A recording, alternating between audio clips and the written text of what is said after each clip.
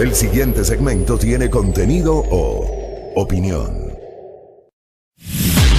La entrevista en A Primera Hora. Analizamos los hechos del momento junto a sus protagonistas.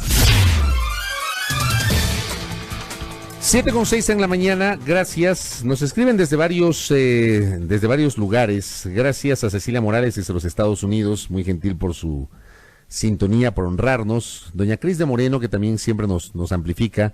Desde el otro lado del charco, nos dice, desde España.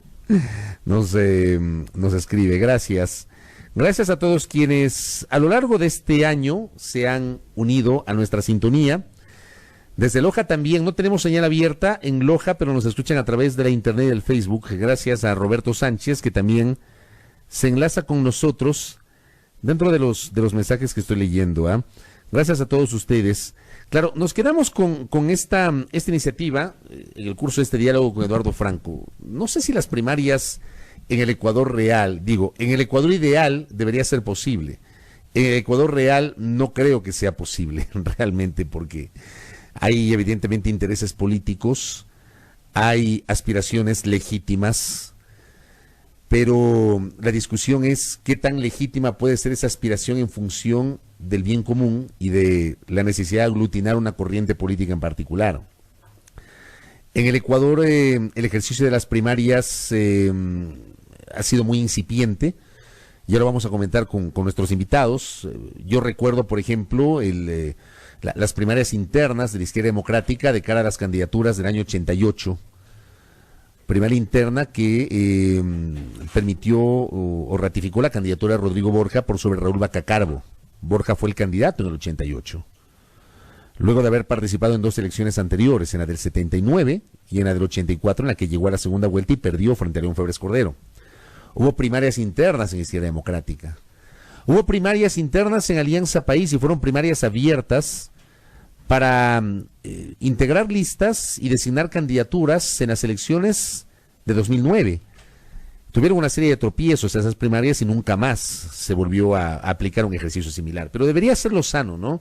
Dentro de la actividad política debería ser lo lógico, el tema de las primarias. Pero digo, suena bonito en el Ecuador ideal, pero creo muy complicado en el Ecuador real, fundamentalmente por las apetencias o las aspiraciones políticas de muchos. Bueno, ¿qué nos deja este año 2019?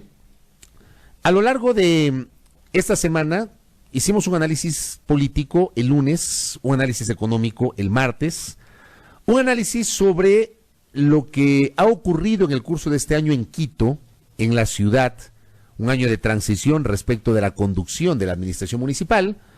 Y hoy tenemos a dos colegas periodistas para acompañarnos, amigos de esta casa, por cierto, buenos amigos en lo personal, que nos visitan el día de hoy. El doctor Francisco Herrera Arauz y el colega Daniel Montalvo Cepeda. Caballeros, bienvenidos, buenos días. Hola Fabricio, buenos días, un gusto saludarte, señor.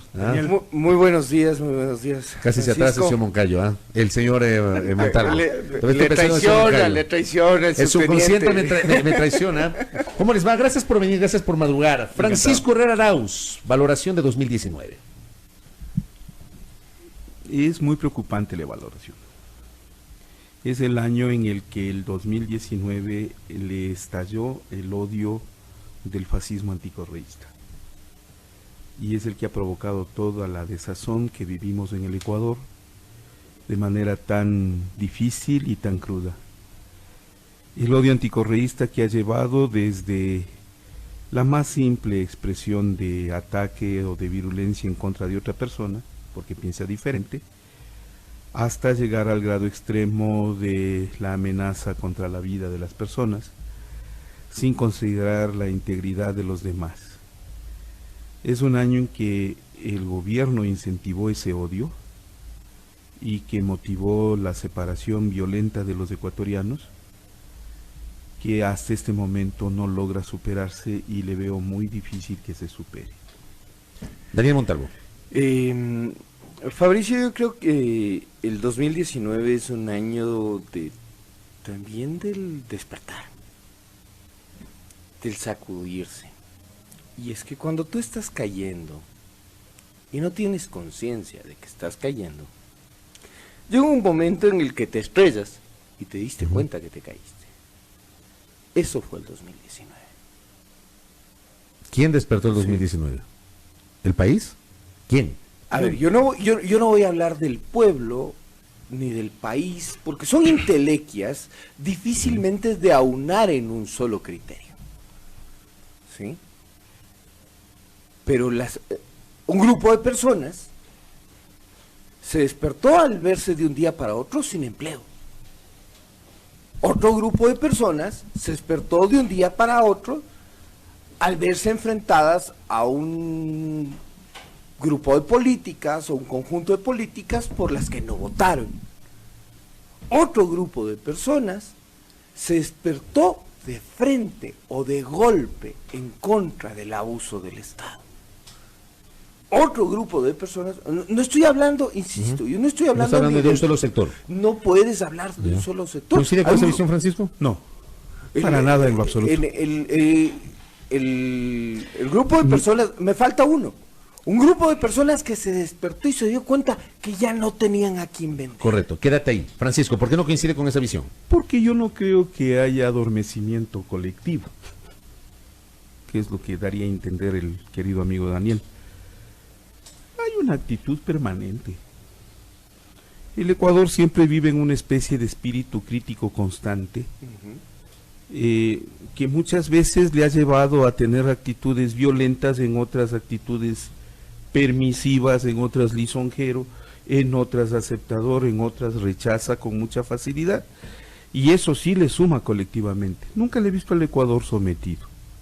Nunca le he visto dando esa impresión de estar aplacado, apocado, individualmente quedado. No.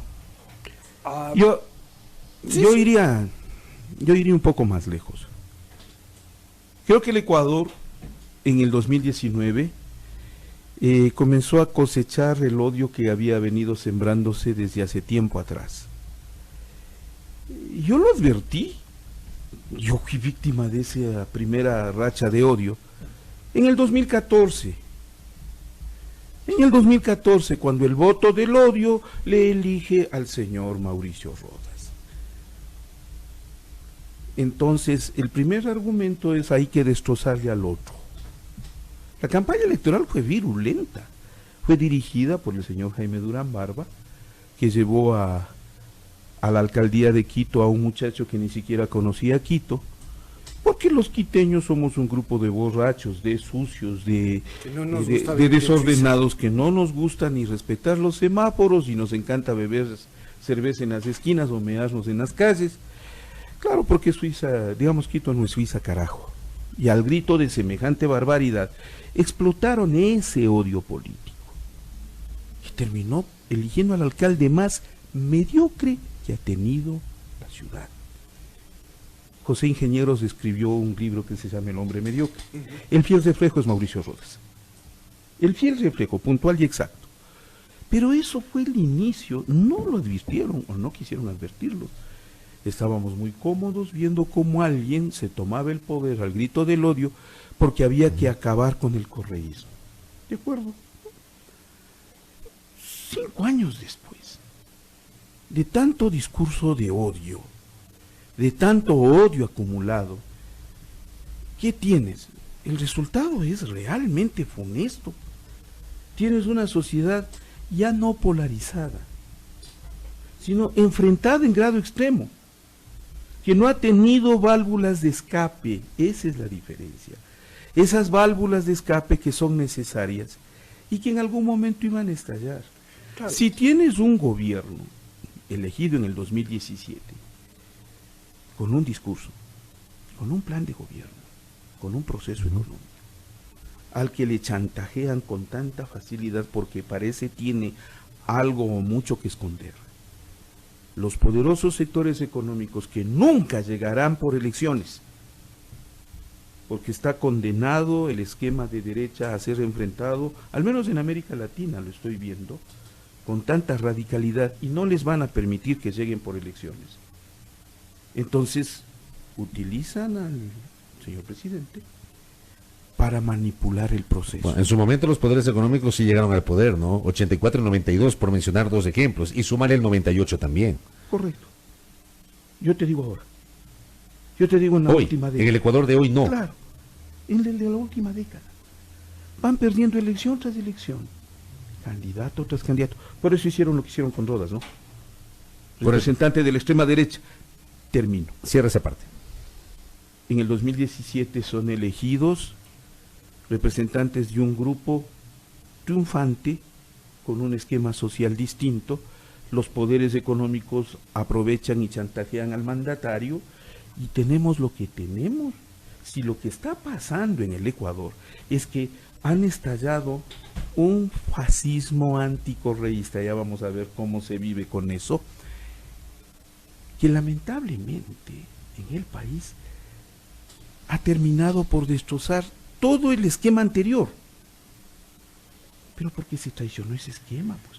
O sea, el factor de la traición es lo que determina que la ciudadanía en este momento tenga un conflicto de a tal nivel. De acuerdo, Daniel. A ver, un par de puntos de coincidencia. Mencionaba yo que hubo gente que se despertó y dijo, esto no es por lo que yo voté. Coincidencia con esta última parte tuya, Francisco. Sin embargo, creo, y esto puede resultar incómodo decir, pero la semilla del odio y de la polarización, ojo, ni siquiera se le puede atribuir solo a Rafael Correa, como lo harían algunos. Hay que ir un poquito más atrás. Y este 2019 estás cosechando, sí, creo, los frutos de esa siembra de odio, pero de mucho más atrás. ¿Por qué? Y en el 2019 te das cuenta en varios episodios, no solo en octubre, porque centrar el análisis de este año solo a octubre es muy reduccionista. Es una equivocación. Sí, es muy reduccionista. Pero, por ejemplo, y tus oyentes, yo he visto, Fabricio, sobre todo en redes sociales, es un grupo de gente bastante, que tiene mucho intelecto. Ustedes se van a dar cuenta que luego de los resultados de las elecciones seccionales de este año, de este 2019, las principales críticas, por ejemplo, en el caso de Quito, centrándonos aquí y luego podemos ir a otras ciudades incluso, son racistas. En el caso de Guayaquil son machistas, con anuencia incluso de la candidata ganadora. Entonces vamos descubriendo que esa semilla del odio no es atribuible a un solo proceso político, sino que culturalmente no nos hemos despojado de un montón de taras, y este 2019 nos enfrenta descarnadamente en contra de nuestras taras. Pancho Herrera. Yo diría que algo más, ahí sí ya coincidimos, Daniel. Había algo más. Si se fijan, en este último tiempo el gran negocio ha sido para ciertos medios, concretamente, para el gobierno, para los grupos de extremo del poder y sobre todo para la prensa. Gran negocio es ser o estallar o explotar el anticorreísmo, ¿verdad? Viven de eso, ya vamos a explicar por qué. Pero yo diría, y ahí coincido con Daniel, de que esto se remonta a años A. No me vengan con que es en tiempos de Correa en que estalló este problema. En tiempos de Febres Cordero, la oposición era armada. Alfaro Vive Carajo se levantó en armas en contra del oligarca. Y peor que eso es el hecho de que en ese tiempo te mandaban a matar.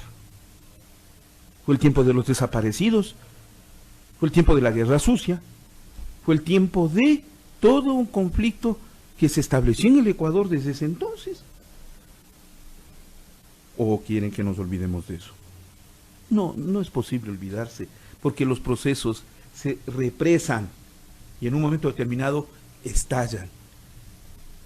El odio contra Correa, en el fondo, no es porque Correa es tal o cual persona, o tal o cual carácter, o tal o cual estilo. No, es doble. Primero, porque les ganó las elecciones.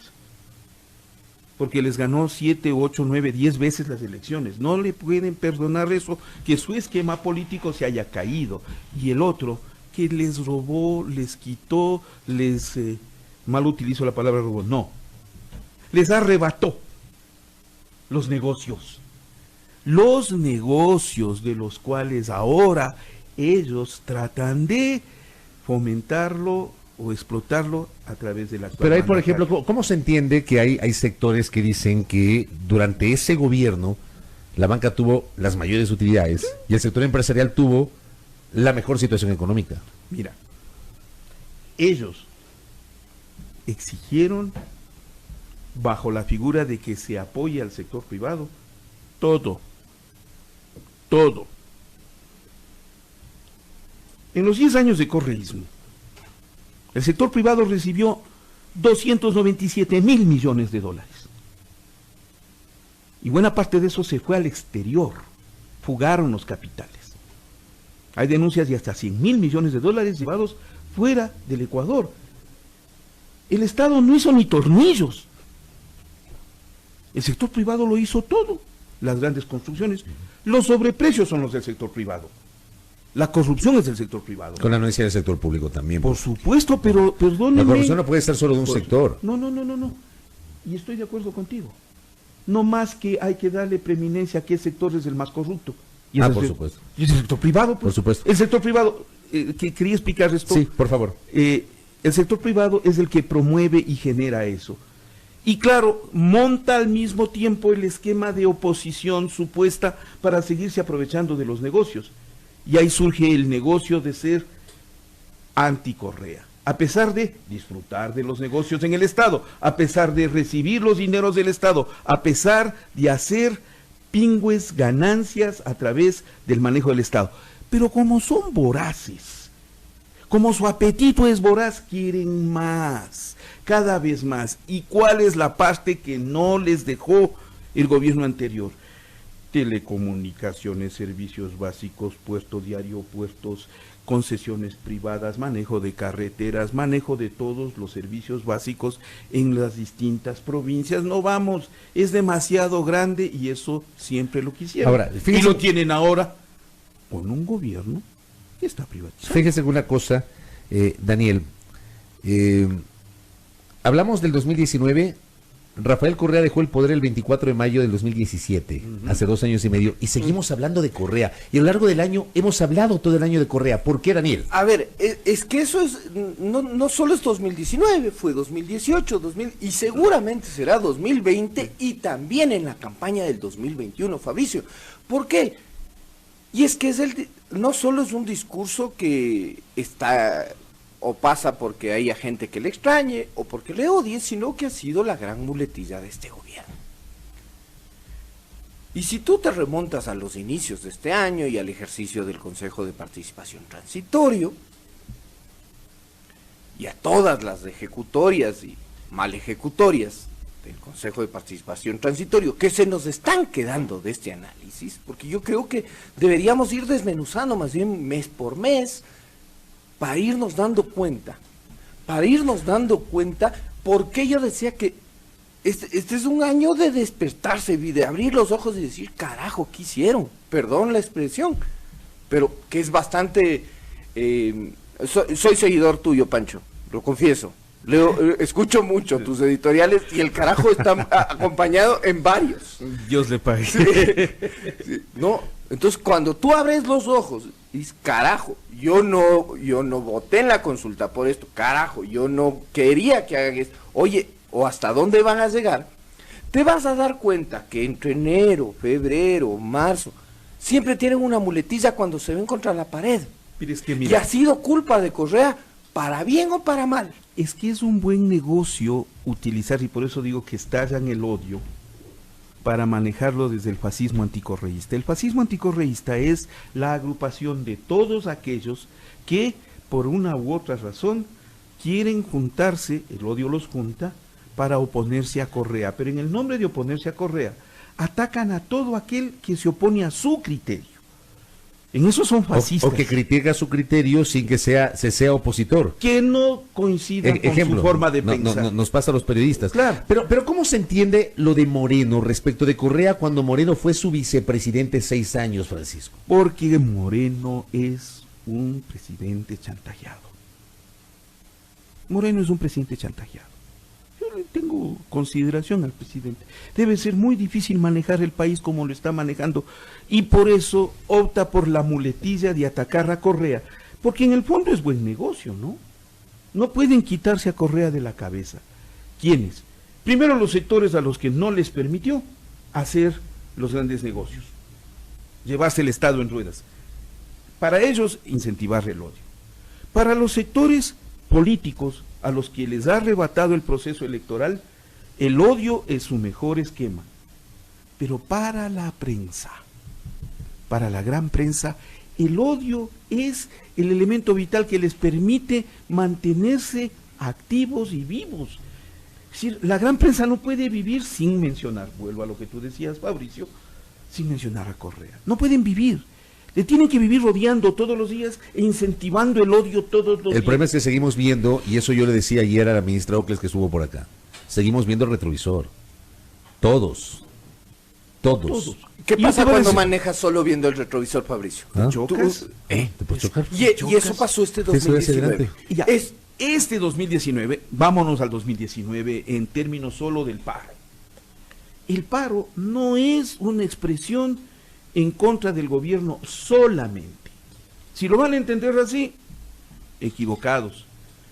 Es la expresión de lo desconocido, de lo que fue postergado, de lo que fue excluido, de la gran cantidad de ciudadanos, pobladores, especialmente en el caso de Quito, que bajaron de los cerros, que vinieron de los grupos marginales, que salen de los distintos espacios en los cuales no entra el gobierno, pero tampoco entra el modelo que se quiere imponer en el Ecuador. Es un modelo exclusionista.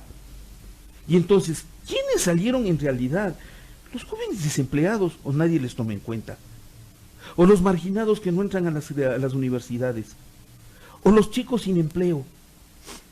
La gente que no se siente con futuro. No fueron los choferes, no fueron los indígenas, no fueron los partidos, no fueron los guerrillistas los que incentivaron todo esto. No, los que incentivaron todo este proceso son los grandes propietarios, los poderosos capitales que excluyeron a los demás para hacer su modelo. La gente les reaccionó con violencia y no está de acuerdo con ese modelo. Y si lo que estoy diciendo es un absurdo, entonces fíjese en lo que está pasando en Chile para que entiendan lo que acaba de pasar en el Ecuador. A ver, ¿qué es lo que pasa? Es que te encerraron tanto, y voy a decir te encerraron o nos autoencerramos, que empezamos a ver a todo como un otro, a todo ser humano que habita este país como un otro. Y esto no pasa, o sea, para que no vayan a pensar que aquí se está hablando a favor o en contra de determinado proceso político. Esto no pasó en 10 años, sino ha pasado en una historia que no tampoco empezó en 1830. Ecuador, cada vez más, va diferenciándose en su individualidad. Cada persona y dice... Nosotros, el nosotros cada vez es más reducido, ¿no? Y si te vas a los discursos, los otros indios, los otros taxistas, los otros buceros, los otros antimineros, los otros ecologistas, todos son otros. Nunca eres tú. Hasta que a ti te llegue el golpe y tú pasas a ser el otro de alguien más. Y este es un país enfrentado entre otros. Ese es el fascismo. Francisco Herrera. Ese es el fascismo anticorreísta. ¿Cuál? Ese que incentive el odio contra el otro. Exacto. El fascismo es una reunión de criterios impuestos a la fuerza, que tienes que aceptarlos, casi te los embuten. Entonces ser anticorreísta tiene que ser embutido en la población para que se comporte de acuerdo a los intereses de ese grupo que quiere manejar y que maneja el Ecuador, dicho sea de paso. Pero también hay que reconocer, Francisco, que esta diferenciación y esta otrificación, como yo la llamo, también fue un elemento con el que jugó el expresidente Correa y ese proceso político. Correcto. Los neoliberales, Mira, la derecha, los pelucones, los otros. Claro, con la diferencia de que ese proceso fue increciendo en los tiempos de Correa. Sí, él explotó eso es verdad. Él manejó ese discurso, estoy de acuerdo. El punto es cuando estalla. Y este año fue el que estalló todo esto. Este fascismo que busca imponer el criterio, este fascismo racista, Claro. xenófobo, anti el otro, clasista, exclusionista. El reflejo es lo que le pasa al alcalde de Quito. El diseño guanabí promedio que ahora se siente lacerado por un alcalde nacido en Guano, que además no juega, Correcto. no Que juega no es- polo, no es que no no de la es el alcurnia suyo, quiteña. pues, ¿no es claro, no cierto? es de la alcurnia quiteña que se metió con las Entonces, tradiciones. Ese es el problema. El problema es cuando te estalla el fenómeno. Entonces, por un lado, el fenómeno del fascismo anticorreísta, en el que se agrupan todos los que quieren manejar este discurso, y por otro lado, la reacción de los excluidos. Ese es el 2019. Es un enfrentamiento cruel, en el cual buena parte de la población en un principio miró indiferente. ¿O no fue indiferencia a lo que pasó con Quito, Ecuador inmediato y Rodas? Fue indiferencia. En Quito hasta se aplaudió. Cuando al 2019 ya te das cuenta, este proceso ha crecido demasiado. Ya vamos a hablar tras la pausa sobre el tema de la prensa, específicamente eso. Francisco Herrera, solamente una cosa. Actores identificados con el correísmo, con la Revolución Ciudadana, cometieron un error al haberse involucrado en una protesta que era ciudadana, la de octubre. Eso no está identificado. O dime quién dirigió las No, manifestaciones. no hablo de dirigir, No, hablo no. de participar. Ok. Yo no tengo una cabeza visible que haya Es dirigido que las no la hay. manifestaciones. Ese es el punto. Cuando no la identificas, entonces comienzas a buscar culpables. El problema y ahí es es que, cuando, claro, por ejemplo, el gobierno se equivoca al lanzarse contra un solo sector como el Es que, culpable ese, de lo de es que ese es el tema. Y pasó lo de Paola Pavón, lo de Virgilio Hernández, lo de Cristian González, el tema de los asambleístas que decidieron Están en ir a la Asamblea Embajada de México. Embajada de México. ¿Ya? Exacto. Pero cuando les identificas solo a ellos, te equivocas. Esto fue más allá. Pero ellos no se equivocaron al haberse involucrado en eso. Es que no se sabe si se involucraron o no. Ese es el punto. ¿Dónde los identificas? A ver, ¿en dónde estuvieron? Las se declaraciones de reunieron. Gabriela Rivadeneira en el digamos, en la parte de salida del pleno de la asamblea tampoco pueden ser dichas como que no pasó nada. Y sí hay que entender que quizás hay un error de cálculo, un error de oportunismo, porque aquí no se trata ni de defender, ni de pregonar, ni de solo decir una tesis es Veo maravillosa. Es que no, ¿sabes lo que veo? Es que no hayan forma de culparles. Eso, No es hay otra, forma sí, de sí, culpar. eso es otra cosa. Y Pero otra sí, cosa más. Es declarable. Es que acaso, es que acaso comparable, solamente el grupo correísta participó. No. es Yo comparable. vi muchos dirigentes de la derecha tratando de salir y vincularse de alguna manera. Querían espacio, buscaban forma para rechazar lo que hicieron los indígenas. Es comparable el 30 de No, septiembre claro. con lo que ocurrió en octubre. Compara Gabriela Rivadeneira con el actual juez constitucional que hablaba de la amnistía. ¿Sabes cuál es el punto? Pues cerraría. Así es. En el caso de Revolución Ciudadana, Ujú. ¿sabes lo que les veo? Yo a ellos, al contrario, les veo sin liderazgo, en ese momento, sin liderazgo, sin un punto crítico y sin por lo menos una brújula. ¿Qué tipo de plan político plantear? Permítame hacer una pausa. Estamos en esta interesante tertulia con nuestros invitados el día de hoy, dos colegas periodistas, el doctor Francisco Herrera Arauz y Daniel Montalvo, haciendo una valoración de este 2019. Voy a la pausa, cumplo con el compromiso publicitario y retorno. No se despeguen de nuestra señal.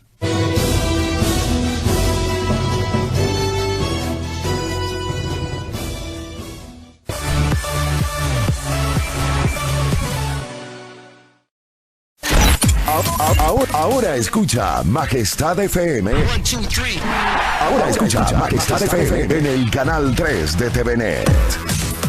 Majestad FM. Majestad FM. Con todos sus programas, locutores y DJs, están las 24 horas contigo en el canal 3 de TVNet. Majestad FM. La soberana del aire.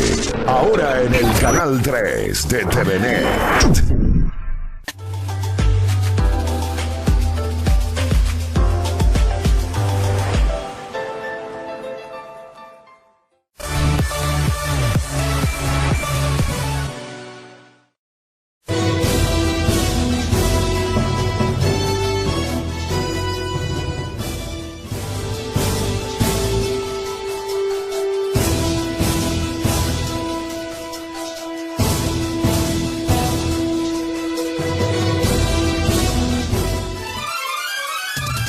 Muy bien, 7:36. Gracias por los mensajes, los comentarios. En uno u otro sentido, esos comentarios enriquecen evidentemente el debate de nuestros oyentes en la transmisión de Facebook Live. Recordarles que también estamos en nuestra señal abierta en Pichincha, Esmeraldas y Manabí. Estamos en Santo Domingo a través de Majestad Televisión y el canal 3 de TVNet. Y estamos en la internet a través de www.radiomajestad.com. La prensa. ¿Qué pasó con la prensa en 2019? Francisco Herrera Arauz. ¿Qué se definió?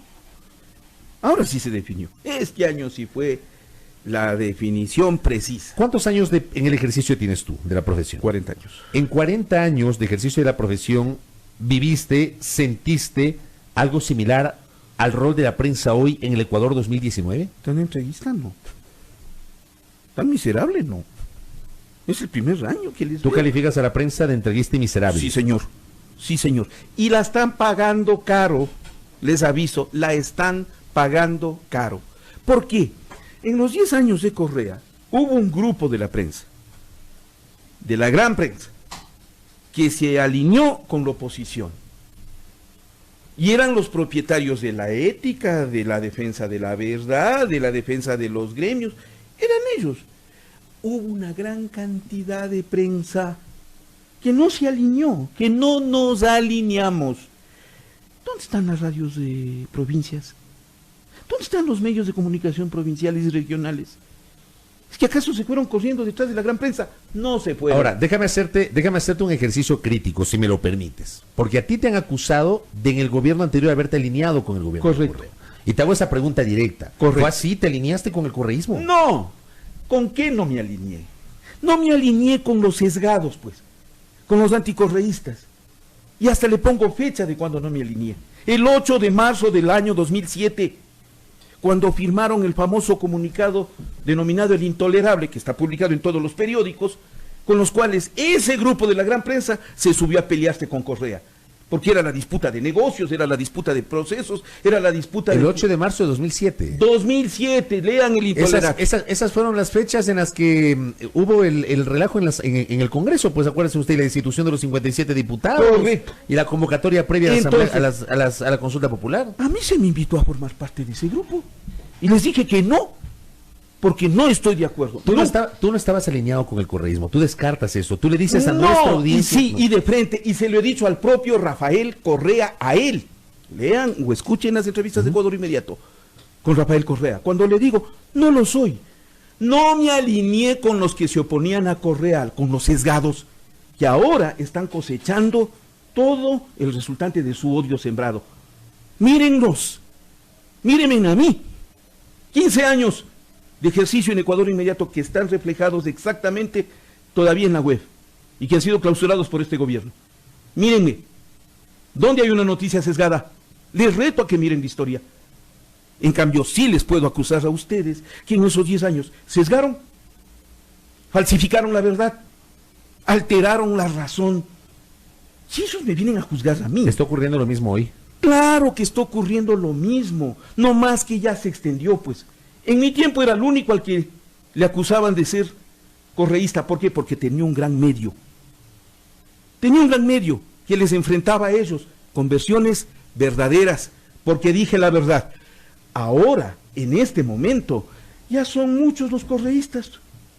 Ya resulta que son, hasta tú eres correísta, Daniel Montalvo es correísta, todos son correístas porque no coinciden con ese grupo que sesgó la prensa y que ahora la gente les está cobrando porque les está cobrando caro y me alegra. Perdona, ¿cómo les está cobrando? Les destruyó su credibilidad. El único capital que tenían era su credibilidad.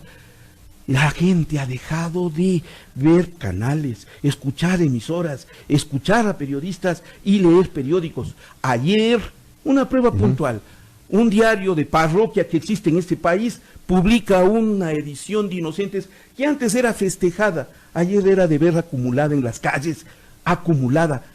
Hace unos días atrás, perfiles... Ni tan de parroquia. Claro, sí, ese es de parroquia. Mira, ayer o anteayer... Lo de perfiles. Claro, 86%. Se publica una encuesta para el público, Perfiles de Opinión, emite una encuesta en la cual se desprende que el 86% de ciudadanos se sintieron engañados en octubre por los grandes medios. Eso es un costo de credibilidad. Se sintieron engañados al punto... ¿En qué nivel está este momento la credibilidad de la televisión ecuatoriana? Cero. Déjame interrumpirte. Cero. Déjame interrumpirte para dar la palabra a Daniel en consonancia con aquello, porque en lo personal yo he sostenido en este espacio, Daniel, que probablemente, al menos a mí, yo tengo 27 años en el ejercicio de la profesión, tú tienes más o menos por ahí, vas por ahí, 25. Vas por ahí, pero en 27 años yo siento que este es el momento de mayor crisis de credibilidad del periodismo ecuatoriano y de los medios. ¿Tú coincides con esa visión? Es mi visión, no sé si tú coincides y se las comparto. No. Daniel Montalvo. No, y voy a partirles y te voy a plantear un ejercicio, Fabricio, de memoria. Y les voy a plantear lo que ocurre en abril de 2004 aquí en la ciudad de Quito. Cuando un grupo de personas, y a mí no me gusta hablar del pueblo ni de la ciudadanía, pues son intelequias difíciles de generalizar. Un grupo de personas decidió marchar, manifestar y comerse al gobierno de ese entonces, del coronel Gutiérrez. La gran crítica, y que capitalizó una radio, Radio La Luna, en contra de los medios de comunicación, Fabricio, y al ejercicio de invisibilización y de líneas editoriales del grupo de medios en el que nosotros trabajábamos, porque la autocrítica es importante. En el grupo de medios que nosotros trabajábamos, que era el grupo Isaías, no pasaba nada. La ciudad en la que tú y yo y el grupo de personas que trabajábamos en TC Televisión Quito, se estaba incendiando en varios puntos, había gente descontenta, y nosotros teníamos un editorialista que decidía entregarle la gabardina de la semana, claro, al pueblo a los forajidos. Y hubo un momento en el que como periodistas tuvimos que regresar al medio y decirles, oigan, no nos manden a que nos maten afuera. A mí la noche del martes 19 de abril casi me linchan afuera del Consejo Provincial. En la Plaza de la República ahora. Y tú te enfrentaste a eso, sí, Fabricio. Sí. Tú te enfrentaste a eso. Y después, cuando llega, años después, Rafael Correa al poder, con una lectura adecuada del papel de los medios, ¿se genera o no se genera un gran sparring al hablar de la prensa corrupta? Correcto. Fíjate lo que estás diciendo, porque es muy importante. En ese momento, abril del 2004, Ecuador Inmediato, abril del 2005, ya había nacido. Perdón. Y mientras tenías masas de gente yendo a los canales, la gente fue a Teleamazonas, la gente fue a TC, la gente fue a Coavisa, la gente fue al comercio a reclamarles que informen sobre lo que estaba pasando con los forajidos. Claro. Nosotros nos dábamos el lujo de informar al mundo. Eso es Ecuador Inmediato. Y por eso siempre se buscó que nosotros nos alineemos con el grupo que ahora le anda chantajeando este gobierno para que se sumen a su concepto sesgado, antiético con el que manejaron la prensa. La están pagando. El problema pasa por la invisibilización y el monopolio de la palabra. Esto, señores, quienes están viendo, esto rompió el monopolio de la palabra, Francisco. Y esto nos disputó a los periodistas la posibilidad o la exclusividad de la noticia. Yo lo que digo es, le robaron a los dioses el fuego. Exactamente, nos robaron a los dioses el fuego. Eso fue todo. Y el ego de los periodistas, y vamos a analizar, porque hay que hacerlo por cuerda separada, lo de los periodistas y lo de los medios. A los periodistas no hemos sabido leer ni hemos sabido sintonizar que las líneas editoriales no sirven para nada más que dar de comer al dueño del medio.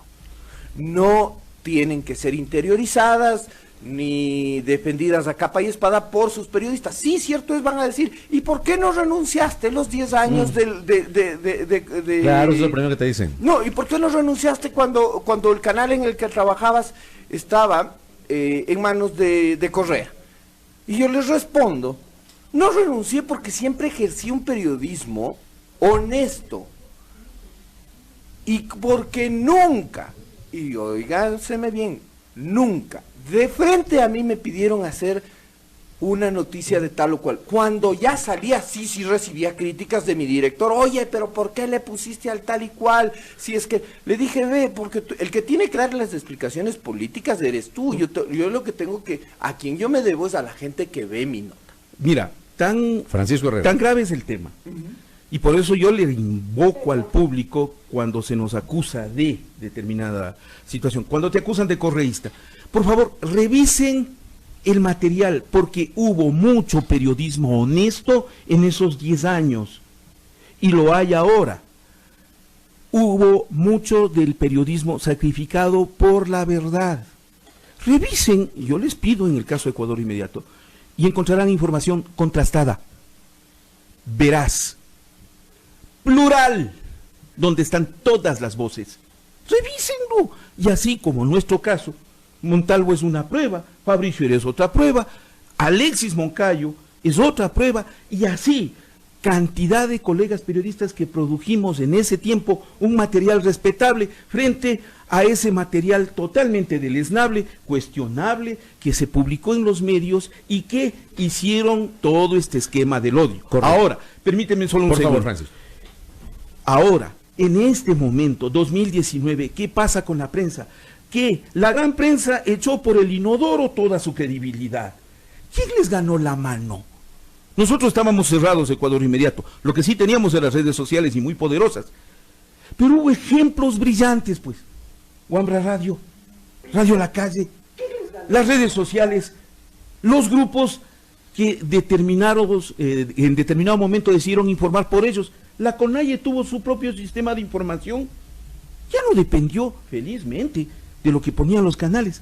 Por eso tienen credibilidad cero. Por eso el público se sintió engañado en un 86% de los grandes medios. Y por eso ahora les está cobrando caro.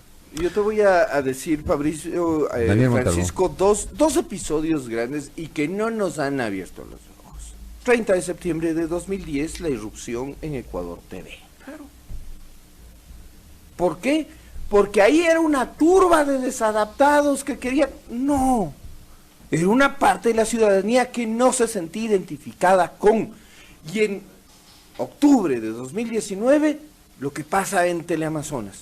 Una turba de desadaptados. No, era un grupo de personas que no... Y no, los medios no han procesado y no están procesando lo que ocurre. Lo que ocurre y es el desgaste que, como bien ha dicho Francisco, de la credibilidad, que es el patrimonio, y hay que empezar a romper. Tengo 3 hijos, de 22, 20 y 18 años.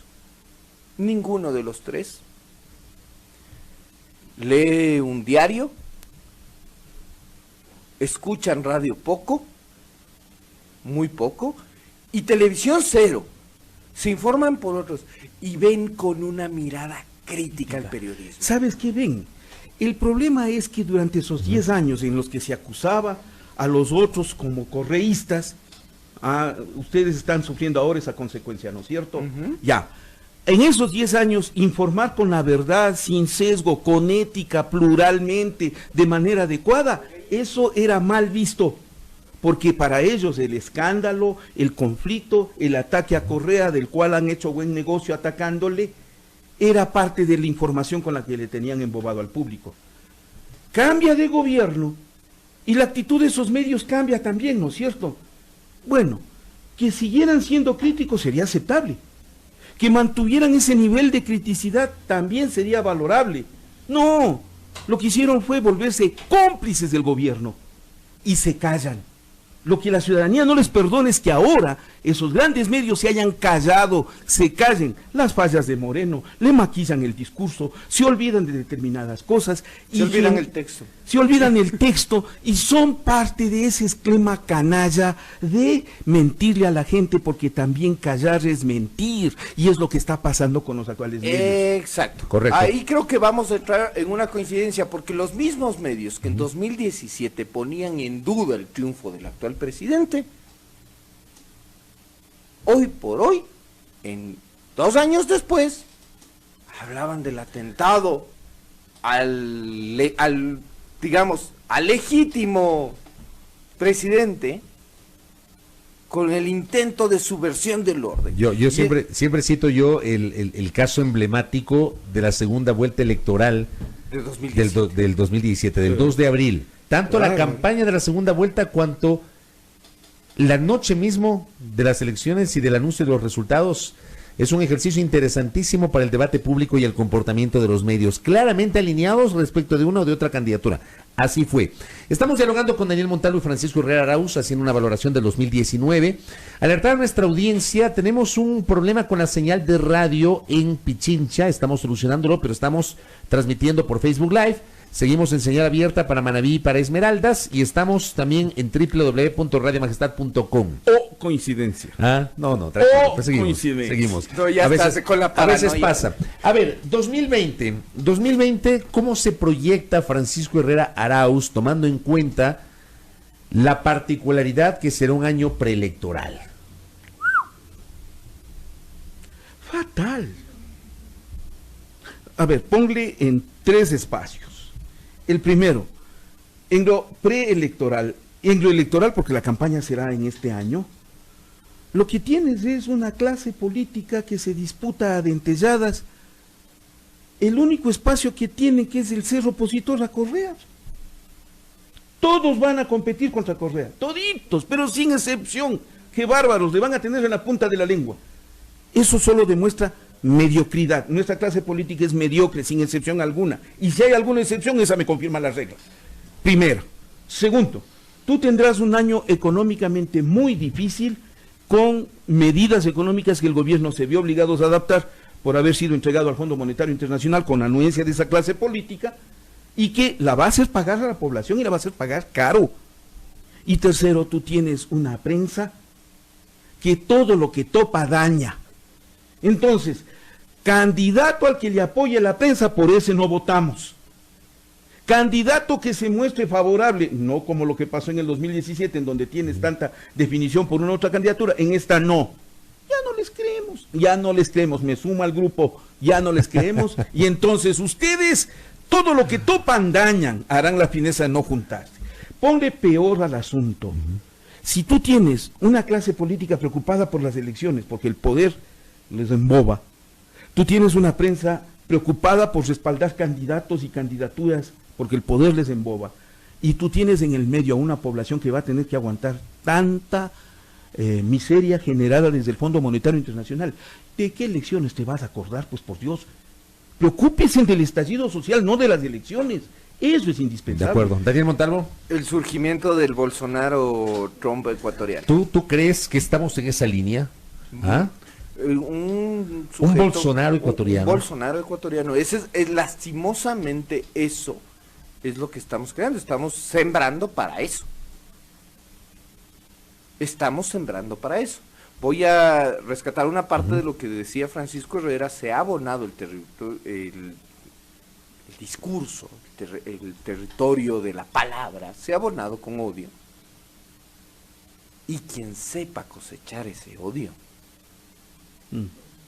Cuidado. va a ser quien capitalice la dispersión que vas a encontrar. Estamos más o menos... La xenofobia la xenofobia, el odio contra voy a poner entre comillas por favor, las feminazis, el odio en contra del otro, el indio, el tal y cual, el que no me deja trabajar, el que no me deja producir, el odio contra el otro. El odio contra el otro va a ser capitalizado por alguien.